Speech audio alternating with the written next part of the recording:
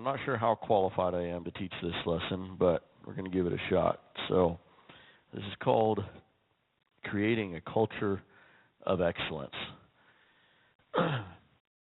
So, yeah, Brother Hodge is leaving. He's like, I'm not listening to this. All right, so creating a culture of excellence, I want to talk about this a little bit in kind of the two big words there is the excellence, like being excellent. I want to talk about what that is just a little bit, to me at least. And then also the culture part of it, and that's kind of a big deal. So I have a handout in there. It is in the back pocket, though, because I was so excellent with it that I was late getting this one to Brother Booker. So it's in the back pocket along with my burnout one. All right, so creating a culture of excellence, defining culture. So the first lines there, culture affects everything to the core. So culture affects everything to the core. Sister, I thought you were holding that up for me to look at. I was like, what do I need? No, you're fine. So you can have all kinds of great strategies and ideas in place, and you can have a great plan that makes sense, that is actually a good plan. You can have infrastructure in place, but if your culture is terrible, then none of that's going to matter, because culture it matters. In fact, that's the next line. Culture eats strategy for breakfast. So culture eats strategy for breakfast. I have been in situations where, like in work, I've been in work situations where people just are not getting along, and they're just really negative, and they're being nasty to each other.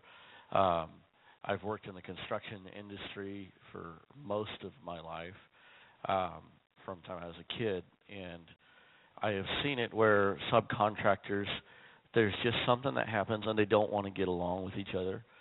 And it doesn't matter what you do to facilitate the project, or you even try to bend over backwards for a contractor, for example, and it's like they don't really care. They don't really care.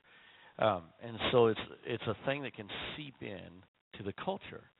And so no matter how good of a plan you have, if you have a culture that stinks, then your Sunday school is going to stink.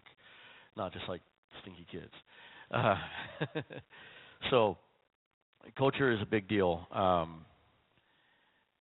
I'll probably come back to some of that, but let's go through the handout a little bit, and then we'll talk about it. So what excellence looks like, and I'm sure that everybody has a different definition for this, and hopefully, because I can't meet some definitions of it, I don't know if I meet any definition of it actually, but it's not about perfection. It's about your best. And this, I think, also comes back to a culture thing, is doing your best. And so if my 7-year-old is going to, and he helped me with decor in our Sunday school. Well, I build the slides and all these things and the cave and all this stuff. And if he's like, if I say, okay, here, you put this paper on this wall, it's not that he's going to do as good of a job as I am, or an adult or something. But where the failure is if he has the attitude that, that's good enough. Like if I point out, well, why didn't you got to cover that part? And like, well, does it matter? Yes, it matters. A long time ago, we were doing, this is back when we first started doing Sunday school like we're doing now, which is 20-something years ago, I think, or 20 years ago. And we were just talking about that in the lunch, the Kids Power Hour is what we started with. And we had this island, this treasure island over in the corner, and we used the tan, the backdrops, like the painter's drop cloth, for the beach. And then we made these coins out of cardboard and spray painted them gold, and we'd put that down and scatter those on it, and it was like throughout the quarter or whatever, it was like, that's where we're going. We're going to go to this treasure island or whatever. But we had to set up every week and take down every week. And so we were setting it up, and I remember there was a young man that was tasked with just setting up that, and it's simple, just an island and a tree, and it wasn't that big. It was probably, 8 feet diameter or something. And he had left like the flap had kind of gone over some of the coins, and then you could see underneath, you could see the carpet and stuff. I mean, it's just minor. But I remember saying like, oh, hey, don't forget to fix that, and we're working on other stuff and everything, and I look over there and like, hey, you going to fix that? And I'm like, oh, yeah. And it just kept on forgetting, which is fine, we're busy. But then we're like done and like, okay, we're ready? Yes, we're ready. And I'm like, we got to fix that. So I go over and I fix it. And he got kind of irritated. He's like, it's not a big deal. Who's going to notice that? And so we stopped and had a conversation because, I mean, in one way it wasn't a big deal. In the scope of the decor that we were doing, I mean, we had a big boat that was probably 20 feet long. I mean, all the kids could get inside of it. And we had ceiling, sky, and all this. So we had a lot of stuff happening. And this was just like this one little element in the corner. But it was the attitude behind it. So fast forward several years later, we did a pirate theme in the location that we're at now, where we are more permanent. And so we built this big cave. And he came up to help, and he's like, I want to finish the cave. We did the framing and everything. He's like, I want to finish the cave. I was like, okay, we'll see, He did awesome. He went and picked grass, like tall, long grass, picked grass and like drilled holes and stuffed it in. And we had this big, huge, it was, the cave was like, 10 feet tall on the outside, and then it had this opening that you go in, and he put those, I can never pronounce it, the stagalites or whatever, thank you, stalactites, whatever that is. Yeah, those things, spiky rocks. So he built those, and I mean, it looked awesome. I think I have pictures, but it was epic. We put some fog back there, so it's like this creepy cave. But he had learned, okay, you got to be excellent with what you're doing. So it's about the attitude and the culture behind it. All right, where are we at anyway? So good is the enemy of great. That's where we're at. I mentioned this in another session, but good is the enemy of great, and that's basically the same thing. If you have the attitude, it's good enough, and maybe it is good enough. The reason why that's the enemy of great is because if you're doing something and it's good and it's going well and you're even getting compliments and people are like, yeah, this is nice, this is great, or good, then you don't have that push to go further. So good is the enemy of great. And I am pushing constantly, and I probably need to push more really, because we get a lot of comments and things about like our decor in our Sunday school. But I can look and see details, and I'm like, this needs to be better, and this needs to be better. And that's how we should always be pushing to where, like, okay, how can this go over the top more? And one thing I like to do with, like, decor, for example, I've done a session on that last year, I think, is I start out, imagine that you had $1 million just for your Sunday school decor. What would you do? And I do that because it expands your imagination, it expands what you think of. And then it's like, okay, we might not be able to do a roller coaster, although I think I want to try that someday. We might not be able to do a roller coaster off the church roof, but we can maybe do some kind of maze ride that you go through or something. I don't know. And so I do that to expand the imagination, but we should be looking at that ourselves all the time. We're doing something, and it's like, oh, that was really good. And I don't mean being negative, but you should be able to look at it and say, okay, now how can we take it to the next level? How can we push it further? All right. And then Oh, this next one. Okay. So, let me talk about this for a second before I give you the word. It's going to be a secret. Um, so, I think that a lot of times people feel like excellence is perfection. Like I mentioned, they think like I just can't be perfect, and maybe that's where that comes from. Where I say I'm not qualified to teach this class because I'm far from perfect. But excellence is not about being perfect, and it's not even about being right, just spot on. But excellence is about always pushing to do your best. And so, this line here, what are you characterized by? So in my church, I run the children's ministry and the youth department, and then I run our events, and so I have my hands in all kinds of stuff in our church. Part of that's probably due to size, but one thing, I learned this a long time ago from my pastor, and then I started working when I was 14 years old, and my dad, I can credit him with a lot of this, is I learned to try hard, and I learned not to be afraid of hard work. That's the key to a lot of stuff that you see is there's no magic formula. It's hard work. I mean, even praying people through in the altar, there's not a magic formula. I think that people do have gifts, but it's hard work. There's the behind the scenes of praying and preparing yourself before you ever get there. So, what are you characterized by? And so the thing is like if somebody is going to ask me to do to run the sound, well, I'm not a sound guy, not really, but I'm going to do a good job. I'm going to do at least the best that I can, but I'm going to do not the best that I can in the lame way, like, oh, I did my best, but I'm going to really, like, and I try to look at things objectively, like, what does it look like for the guests that have came today? Is it the best for them? Not is it the best, like, well, I did my best. So I don't know if I'm getting that across, but so because of that, I end up doing all kinds of things because if I do it, it's going to get done. And I've just determined that in my mind. And so other people know that by reputation.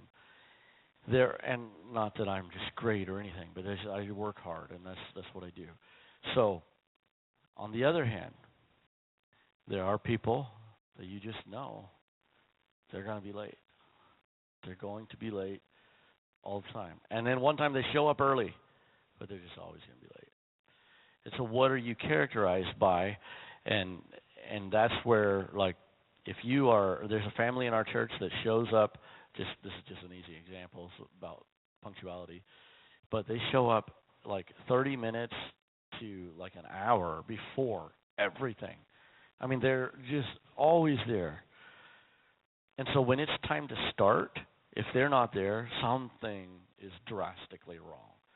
Like the world ended, or maybe they got a flat tire and crushed their vehicle. I don't know, something, because they're just always early. But they have been late before. It's not that they're perfect in their punctuality, it's that they are characterized by being early all the time. So, and that's a culture thing. What time am I supposed to go to? 2:20. Okay. That's how culture can work, and I'm going to get into that in a second. So let's go down to how to integrate excellence into your culture. The first thing is to demonstrate the symptoms of excellence. There are symptoms of excellence, and one of the symptoms of excellence is you don't complain. And the other thing is the buck stops with you. So have you ever noticed and it's okay, but have you ever noticed, like, you might ask, let's just say, a teenager to clean up around here. And so they kind of clean up a little bit, and you see, like, the little piece of thread or whatever there, and stuff. And you're like, well, why did you do that? Well, I couldn't find the vacuum. That's typical, right? But if it was, I'll just call out Brother Booker because he's awesome. If it was Brother Booker, it would be cleaned up, and he would have figured out a way. He would have came and asked where the vacuum is or something. You wouldn't go, and he wouldn't say, well, I couldn't find the vacuum, right? And so some of that's to do with maturity and authority and all of that. But I feel like a lot of it has to do with excellence, and that's a symptom of excellence, is you're going to take care of it. You're going to make it happen, and it's going to be good. Okay, just I'm warning you, we're getting ready to move in a second. So choose your team wisely. Choose your team wisely. So, and that's kind of with this culture. I talked about this in another session about getting the right people on the bus. I think that almost everybody can be developed. And it's kind of like my pastor said, almost everyone can learn to sing. But Brother so-and-so cannot. And so almost everyone can be developed. But if you are a Sunday school director or leader, and if you have a choice, I guess, sometimes it's slim pickings, right? But if you have a choice, be careful who you choose in your team, because there are some things that, and it's, first of all, character. If somebody is morally corrupt, then you probably don't want them in children's ministry, first of all. But if somebody is morally corrupt, then that's something that, that pastor needs to deal with that, right? But there's also just like bad attitudes. I'm being recorded. There's somebody in a church somewhere that wants to be in children's ministry and has asked the director multiple times, but they have demonstrated consistently that, they'll have their good days, but let's go back up, they're characterized by having a bad attitude. So much so that they've been on the platform supposed to carry out a specific task and basically choked and walked off. Well, it's like, maybe that could be developed, but my goodness, I don't have time for that. And so, choose your team wisely. And there's a balance with that. And then on the flip side, talent is not enough. Talent is not enough. We have some very talented people in our team. But I will tell you that there's some people I know, and this really is a different church. I knew of a church where there was a young man that could play. I'm still going to be vague. It doesn't make the stories cool when you're vague, but I want to be careful. He played an instrument extremely well. I'm talking like at the professional level. Very, very good. And he could play by music or by ear. Just incredible. Well, he was on the music team, and they started implementing a practice before service. He would never show up. But, he could play anything. He could play every song. But he got benched for the right reason. His pastor benched him. You can't show up for practice. It's not the right attitude. And so you want to have the right attitude. Okay. So I would like for everybody just to stand up. If everybody could just stand up, and let's see, can we do this? Yeah. Can everybody, if you don't mind, if it's a big deal, it's fine. I know some people got kids in here. Could everybody move forward one row? Just move up one row. We're gonna advance in this class.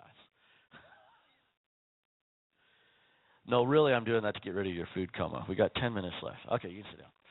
All right. So, I'm going to be really transparent here.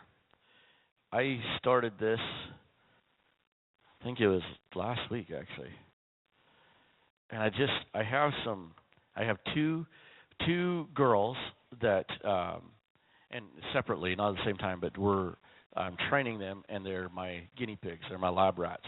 I'm experimenting with them on a new training idea. I'm basically trying to train them in every single facet.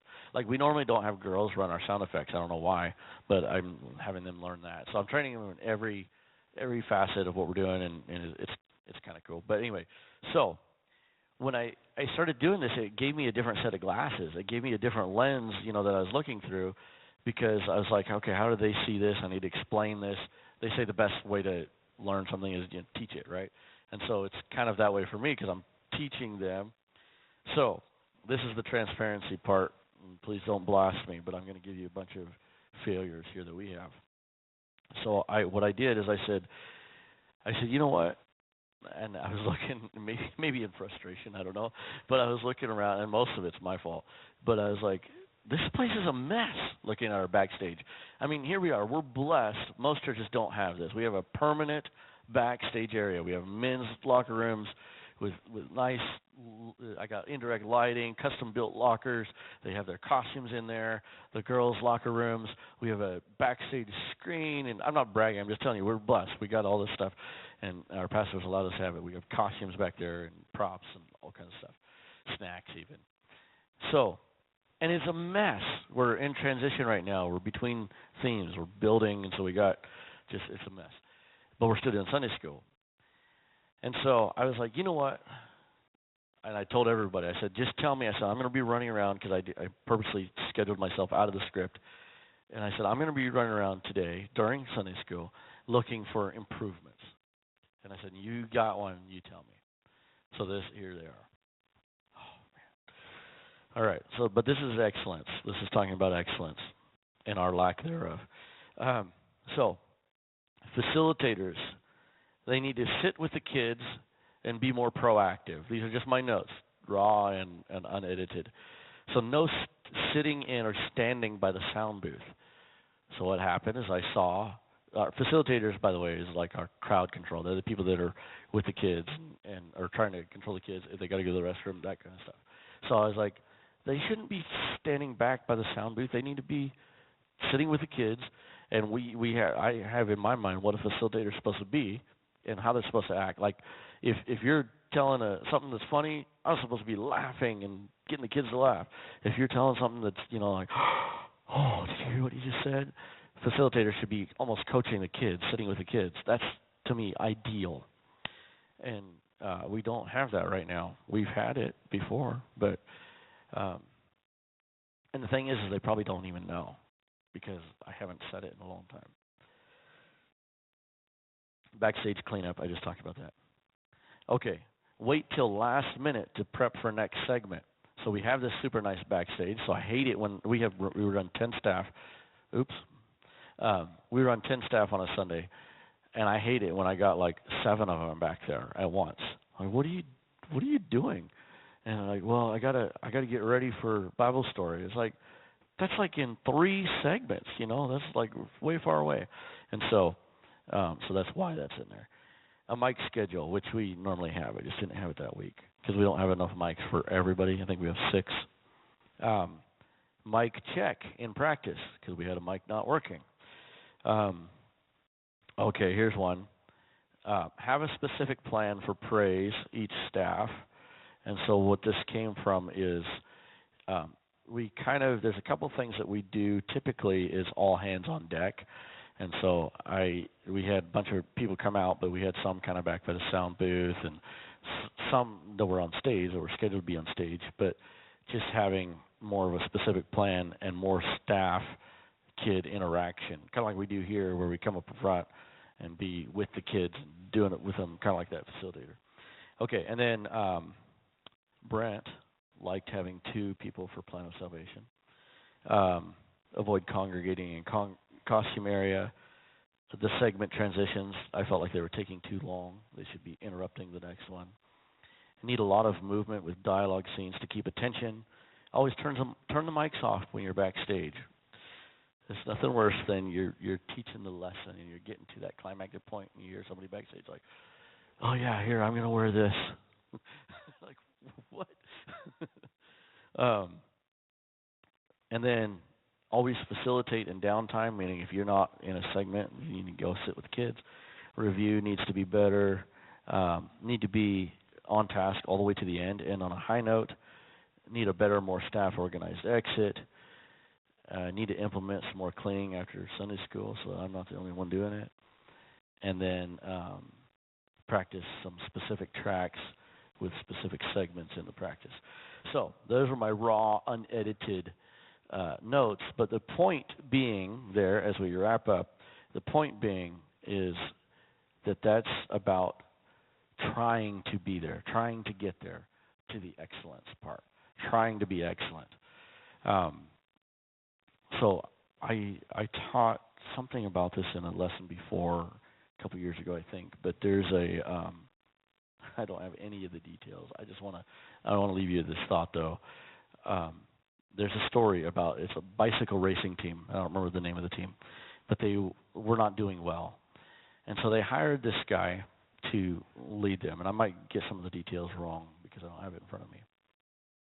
But I think they had gone through a few. But he said he had this philosophy called marginal gains philosophy. Anybody ever heard of it? Marginal gains philosophy. You heard it? So marginal gains philosophy says you don't look basically at the big picture and say, okay, we got to make this whole thing better. How can we make a better backdrop? Instead, it's incremental little things. 1%. 1% improvements. They changed the tires on their bikes. They changed how they aired them up. They even did something. They bought these pillows, and the cyclists the team would travel, and they'd bring their pillows so that they could get a better night's sleep while they were traveling. I mean, it's just all these things, just little marginal gains, but they all add up. And then I can't remember the story, but they won some championships or whatever, And so when you're looking at all this, I'll leave this here, and I'll open it up for any questions. But when you are looking to be excellent and looking at all of these things, think of just 1% better. How can I make this better?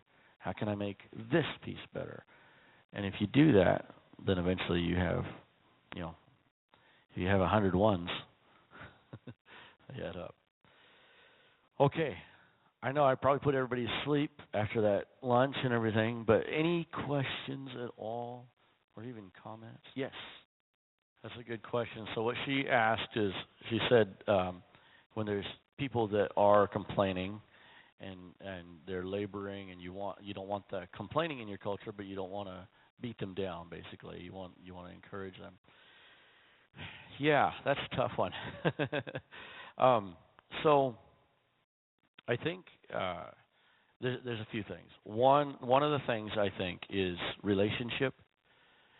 Relationship goes a long way. Instruction without relationship usually doesn't work. And so if you can evaluate that first, is what kind of relationship do I have with this person? And then be able to talk with them about it. But the other key is, I use a term in times of non-conflict. And what I mean by that is, don't address it necessarily. This is opposite with kids, but don't address it when you see it happen. Wait until you're sitting down for coffee or something, and things are well, and like, hey, I just want to mention something. I know it's not like a great magic trick, but that's what I know. I mean, it's just a relationship is key, and being able to talk to them about it. And depending on the relationship, if you have to be careful, but if you can be transparent and say, look, this is affecting the team. It has an impact. It has an effect.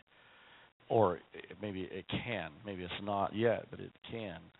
And so we want to, one thing I used to tell my teenage kids is, people are looking at you, and you don't even realize it. And now they're a little bit older, so they kind of see it, and they're on the platform a lot. But I'm like, people are looking at you. Like my son, 14, he's like, no, they're not. I'm like, yes, they're watching you. And so, so if you can convey that, almost like instead of saying, hey, stop being so negative, is like, people are watching you, and I know that you can set a really good example. So I'd like to encourage you to do that. Anything else? We got negative 1 minute. All right. Okay, everybody yawn. All right. Thank you, everybody.